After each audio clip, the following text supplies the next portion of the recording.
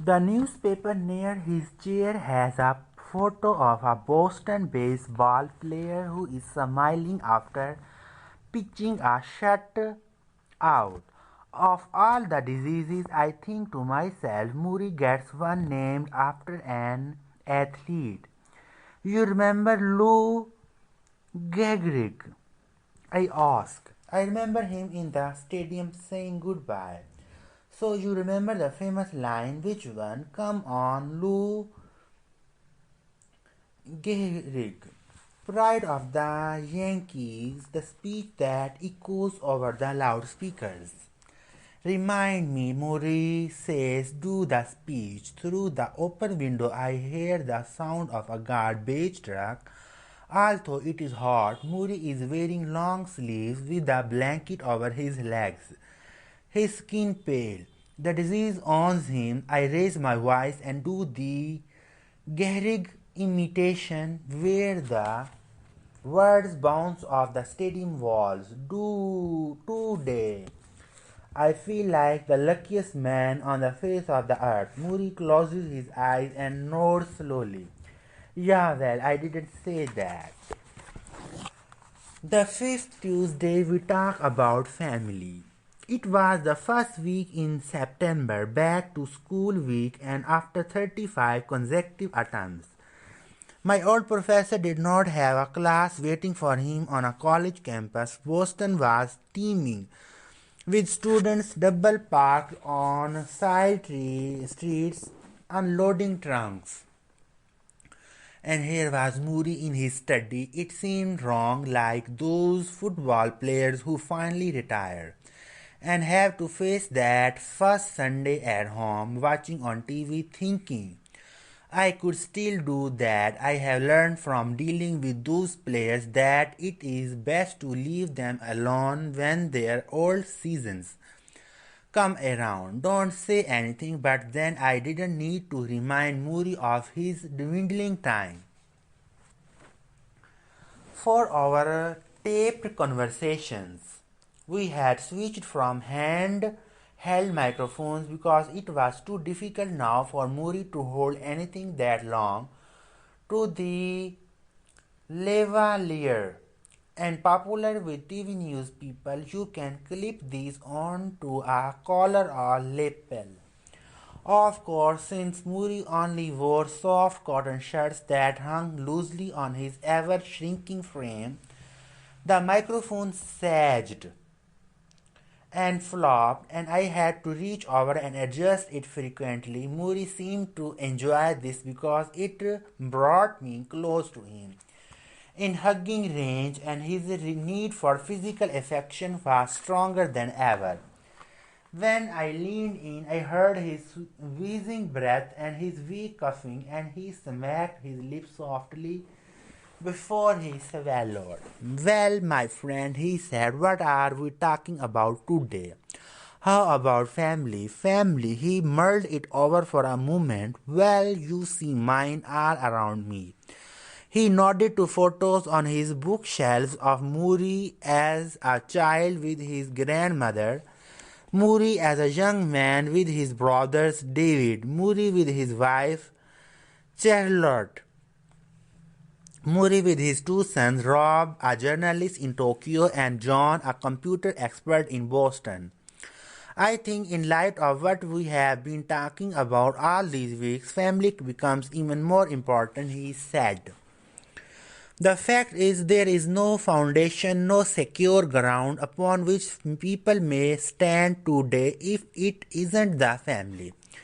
It's become quite clear to me as I have been sick. If you don't have the support and love and caring and concern that you get from a family, you don't have much at all. Love is so supremely important. As our great poet Auden said, love each other or perish. Love each other or perish. I wrote it down. Auden said that. Love each other or perish. Muri said it's good. No. And it's so true. Without love, we are birds with broken wings. Say I was discovered. Or living alone or had no children, this disease, what I am going through, would be so much harder. I am not sure I could do it. Sure, people would come visit, friends, associates, but it's not the same as having someone who will not leave. It's not the same as having someone whom you know has an eye on you, is watching you the whole time. This is part of what our family is about, not just love, but letting others know there's someone who is watching out for them. It's what I missed so much when my mother died, and I call your spiritual security. Knowing that your family will be there watching out for you, nothing else will give you that. Not money, not fame. He shot me a look. Not work, he added. Raising a family was one of those issues on my latest list. Things you want to get right before it's too late. I told Muri about my generation's dilemma with having children. How we often saw them as tying us down, making us into these parent things that we did not want to be. I admitted to some of these emotions myself. Yet when I looked at Muri, I wondered if I were in his shoes, about to die, and I had no family, no children, would the emptiness be unbearable? He had raised his two sons to be loving and caring, and like Muri, they were not shy with their affection. Had he so desired, they would have stopped what they were doing to be with their father every minute of his final moments.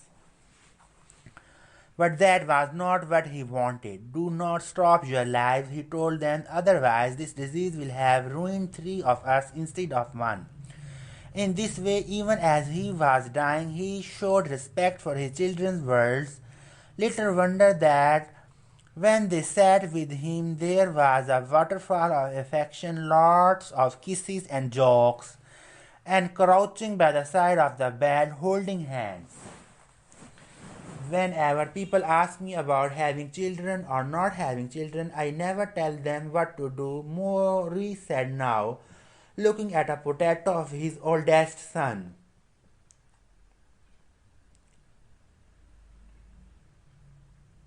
I simply say there is no experience like having children. That's all. There is no substitute for it. You cannot do it with a friend. You cannot do it with a lover if you want the experience of having complete responsibility for another human being and to learn how to love and bond in the deepest way. Then you should have children. So you would do it again? I asked. I glanced at the photo. Rob was kissing Muri on the forehead and Muri was laughing with his eyes closed. Would I do it again? He said to me, looking surprised. Mitch, I would not have missed that experience for anything, even though. He swallowed and put the picture in his lap. Even though there is a painful price to pay, he said, because you will be leaving them. Because I will be leaving them soon. He pulled his lips together, closed his eyes, and I watched the first teardrop fall down the side of his cheek. And now he whispered, you talk. Me, your family, I know about your parents. I met them years ago at graduation. You have a sister too, right? Yes, I said. Older, yes. Older. And one brother, right? I nodded. Younger, younger. Like me, Muri said. I have a younger brother. I like you, I said. He also came to your graduation, didn't he? I think, and in my mind I saw us all there, 16 years earlier, the hot sun, the blue robes, squinting as we put our arms around each other and posed for Instamatic photos, someone saying 1, 2, 3. What is it? Muri said, noticing my sudden quiet. What's on your mind? Nothing, I said, changing the subject. The truth is, I do indeed have a brother, a blonde-haired, hazel-eyed, 2 years younger brother who looks so unlike me or my dark-haired sister that we used to tease him by claiming strangers had left him as a baby on our doorstep, and one day we would say, "They are coming back to get you," he cried when we said this, but we said it just the same. He grew up the way many youngest children grow up, pampered, adored, and inwardly tortured. He dreamed of being an actor or a singer. He enacted TV shows at the dinner table, playing every part, his bright smile practically jumping through his lips. I was the good student, he was the bad. I was obedient, he broke the rules. I stayed away from drugs and alcohol. He tried everything you could ingest. He moved to Europe not long after high school, preferring the more casual lifestyle he found there. Yet he remained the family favorite. When he visited home in his wild and funny presence, I often felt stiff and conservative. As different as we were, I reasoned that our fates would shoot in opposite directions once we hit adulthood. I was right in all ways but one.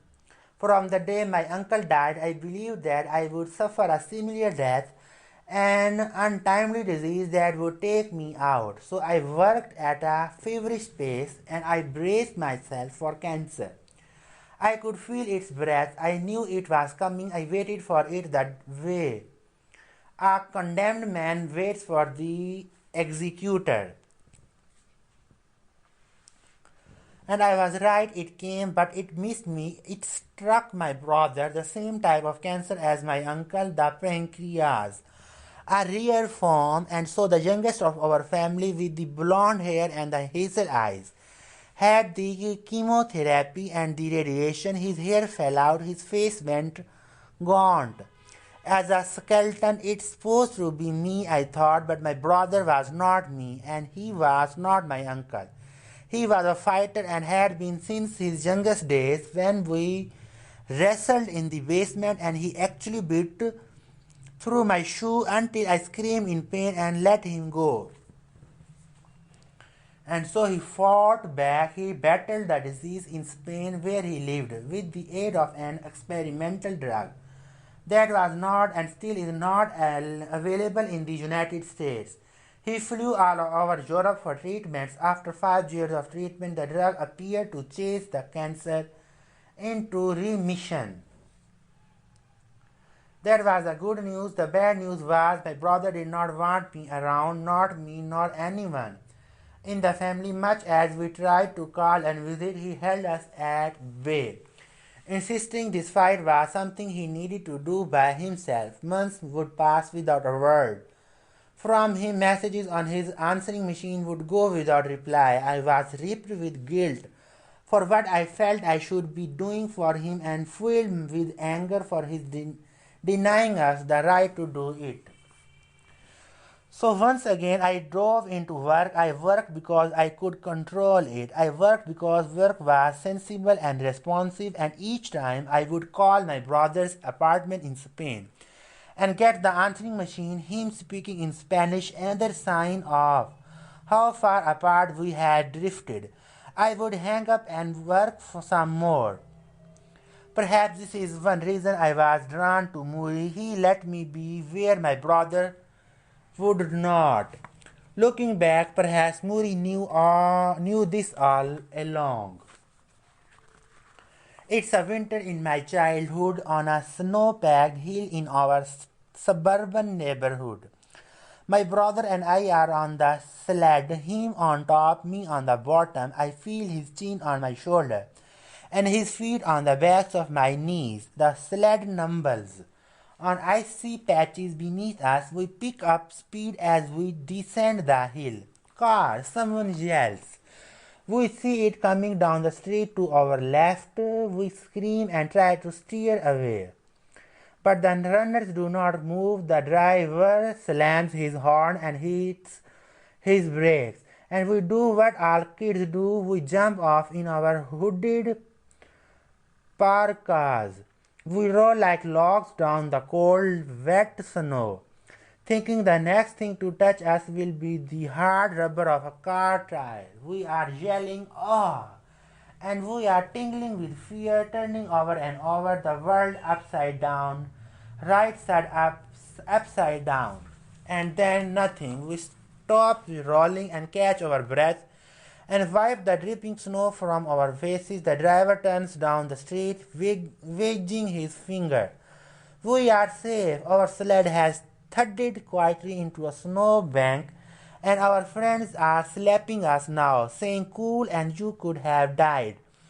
I grin at my brother, and we are united by childish pride. That wasn't so hard, we think, and we are ready to take on death again. The sixth Tuesday, we talk about emotions. I walked past the mountain laurels and the Japanese maple up the blue stone steps of Muri's house. The white rain gutter hung like a lid over the doorway. I rang the bell and was greeted not by Connie but by Muri's wife, Charlotte, a beautiful grey-haired woman who spoke in a lilting voice. She was not often at home when I came by. She continued working at MIT as Muri wished, and I was surprised this morning to see her. "Muri is having a bit of a hard time today," she said. She started over my shoulder for a moment, then moved toward the kitchen. "I am sorry," I said. "No, no, he will be happy to see you," she said quickly. "I am sure." She stopped in the middle of the sentence, turning her head slightly, listening for something. Then she continued, "I am sure he will feel better when he knows you are here." I lifted up the bags from the market, my normal food supply, I said jokingly, and she seemed to smile and fret at the same time. "There's already so much food. He hasn't eaten any from last time." This took me by surprise. "He hasn't eaten any?" I asked. She opened the refrigerator and I saw similar containers of chicken salad, vermicelli, vegetables, stuffed squash, all things I had brought for Muri. She opened the freezer and there was even more. "Muri can't eat most of this food. It's too hard for him to swallow. He has to eat soft things and liquid drinks now." "But he never said anything," I said. Charlotte smiled. "He doesn't want to hurt your feelings." "It wouldn't have hurt my feelings. I just wanted to help in some way. I just wanted to bring him something." "You are bringing him something. He looks forward to your visits. He talks about having to do this project with you, how he has to concentrate and put the time aside. I think it's giving him a good sense of purpose." Again she gave that far away look, the turning in something from somewhere else. I knew Muri's nights were becoming difficult, that he didn't sleep through them, and that meant Charlotte often did not sleep through them either. Sometimes Muri would lie awake, coughing for hours. It would take that long to get the phlegm from his throat. There were healthcare workers now staying through the night, and all those visitors during the day, former students, fellow professors, meditation teachers tramping in and out of the house. On some days, Muri had a dozen visitors, and they were often there when Charlotte returned from work. She handled it with patience, even though all these outsiders were soaking up her precious minutes with Muri. "A sense of purpose," she continued. "Yes, that's good, you know." "I hope so," I said. I helped put the new food inside the refrigerator. The kitchen counter had all kinds of notes, messages, information, medical instructions. The table held more pill bottles than ever. Cellstone for this asthma, 81 to help him sleep, naproxen for infections, along with the powdered milk mix and laxatives. From down the hall we heard the sound of a door open. "Maybe he's available now. Let me go check." Charlotte glanced again at my food and I felt suddenly ashamed. All these reminders of things Muri would never enjoy. The small horrors of his illness were growing, and when I finally sat down with Muri, he was coughing more than usual. A dry, dusty cough that shook his chest and made his head jerk forward. After one violent surge, he stopped, closed his eyes, and took a breath. I sat quietly because I thought he was recovering from his exertion. Is the tape on? He said suddenly, his eyes still closed. Yes, yes. I quickly said, pressing down the play and record buttons. What I am doing now, he continued, his eyes still closed. He is detaching myself from the experience, detaching myself.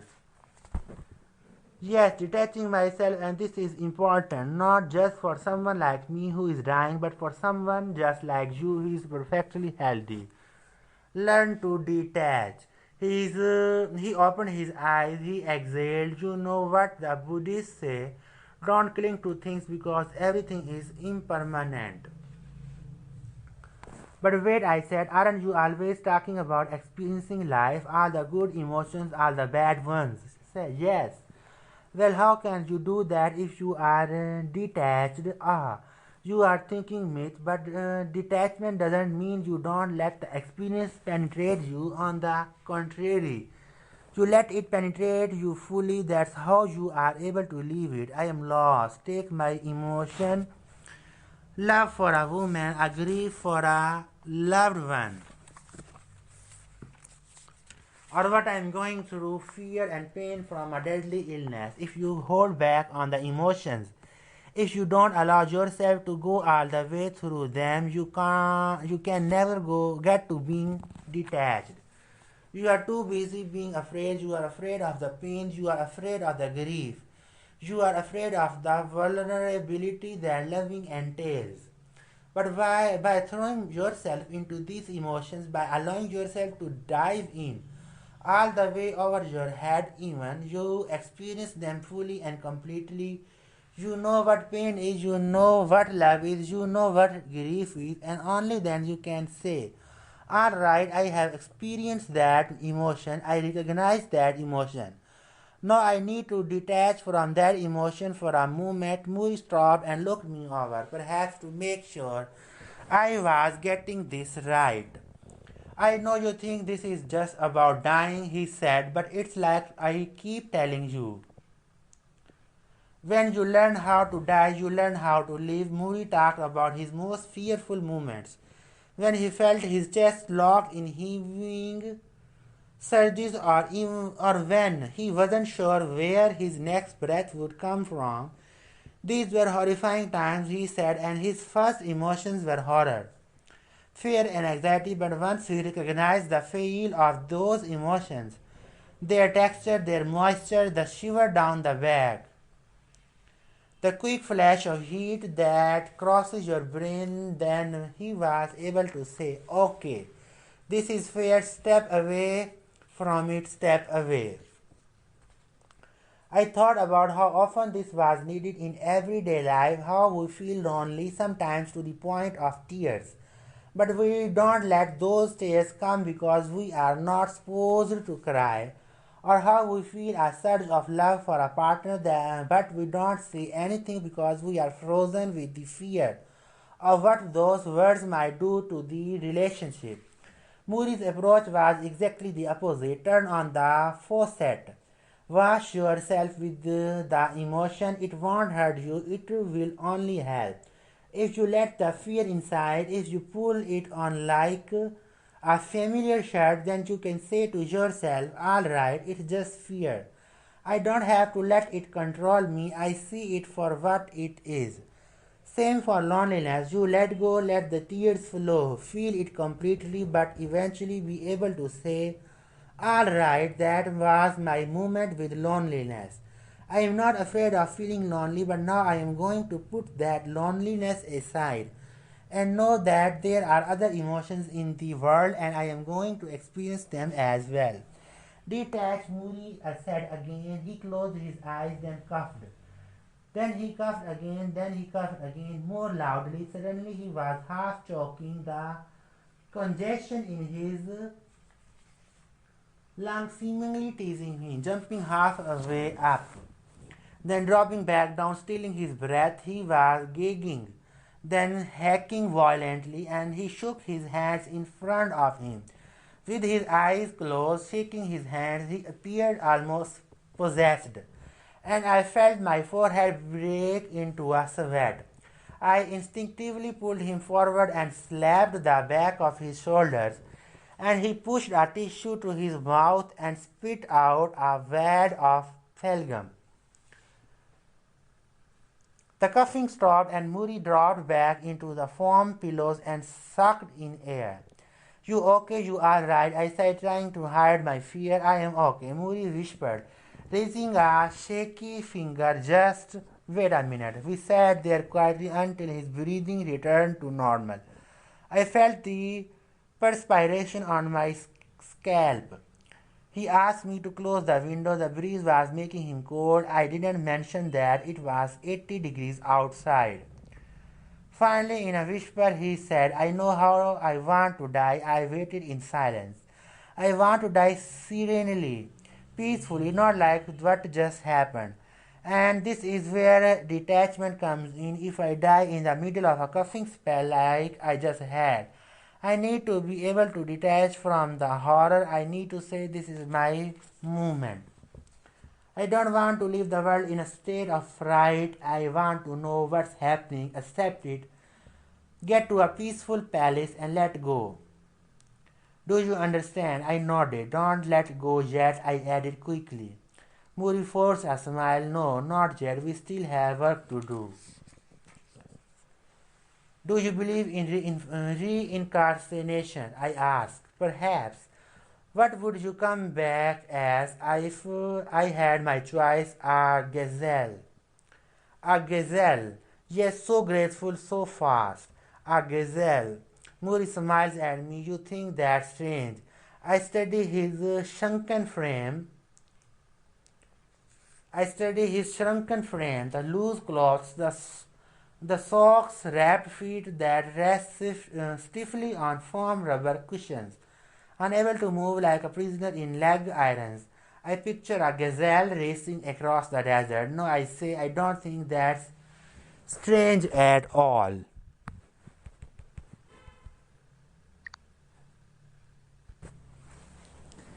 The Professor Part 2. The Muri I knew, the Muri so many others knew, would not have been the man he was without the years he spent working at a mental hospital just outside Washington, D.C., a place with the deceptively peaceful name of Chestnut Lodge. It was one of the Muri's first jobs after plowing through a master's degree and a PhD from the University of Chicago. Having rejected medicine, law, and business, Muri had decided the research world would be a place where he could contribute without exploiting others. Muri was given a grant to observe mental patients and record their treatments. While the idea seems common today, it was groundbreaking in the early 50s.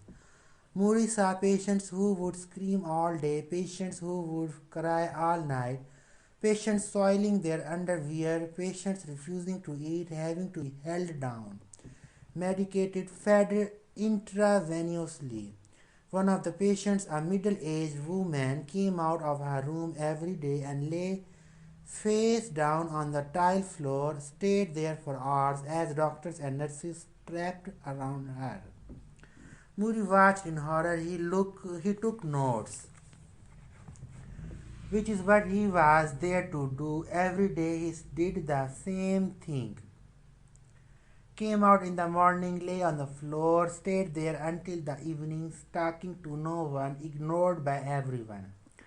It saddened Muri. He began to sit on the floor with her, even lay down alongside her, trying to draw her out of her misery. Eventually he got her to sit up and even to return to her room. What she mostly wanted, he learned, was the same thing many people want: someone to notice she was there. Muri worked at Chestnut Lodge for 5 years, although it wasn't encouraged. He befriended some of the patients, including a woman who joked with him about how lucky she was to be there. Because my husband is rich, so he can afford it. Can you imagine if I had to be in one of those cheap mental hospitals?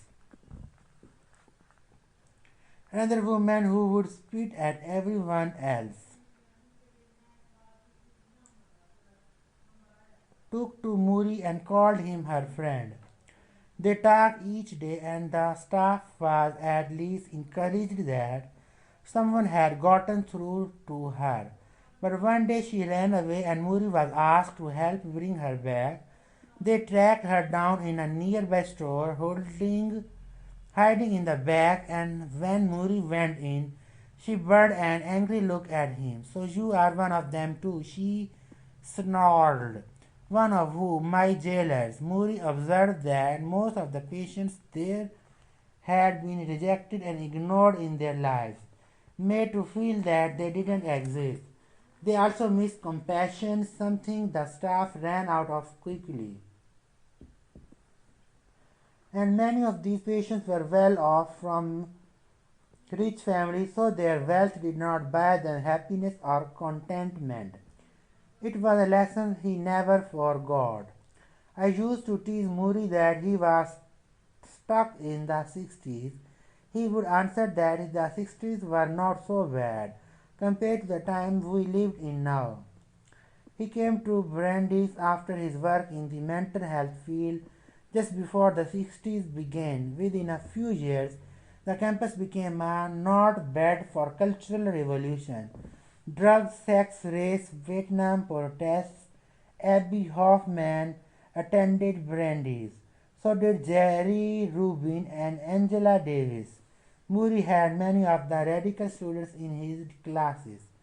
That was partially because instead of simply teaching, the sociology faculty got involved. It was fiercely anti-war, who did not maintain a certain grade point average could lose their deferments and be drafted. They decided not to give any grades when that administration said, if you don't give these students grades, they will all fail. Muri had a solution, let's give them all A's. And they did. Just as the 60s opened up the campus, it also opened up the staff in Muri's department. From the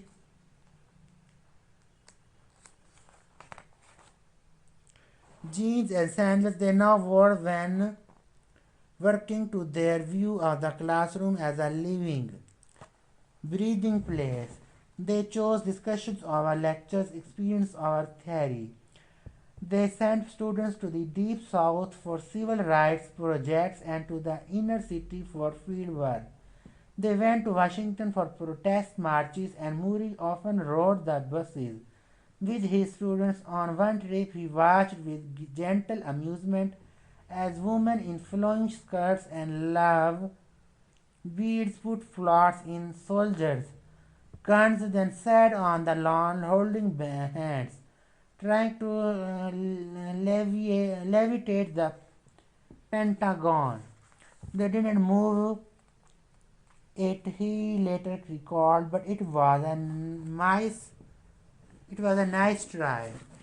One time, a group of black students took over Ford Hall on the Brandeis campus, draping it in a banner that read Malcolm X University. Ford Hall had chemistry labs, and some administration officials worried that these radicals were making bombs in the basement. Muri knew better. He saw right to the core of the problem, which was human beings wanting to feel that they mattered. The standoff lasted for weeks, and it might have gone on even longer if Muri hadn't been walking by the building when one of the protesters recognized him as a favorite teacher and yelled for him to come in through the window.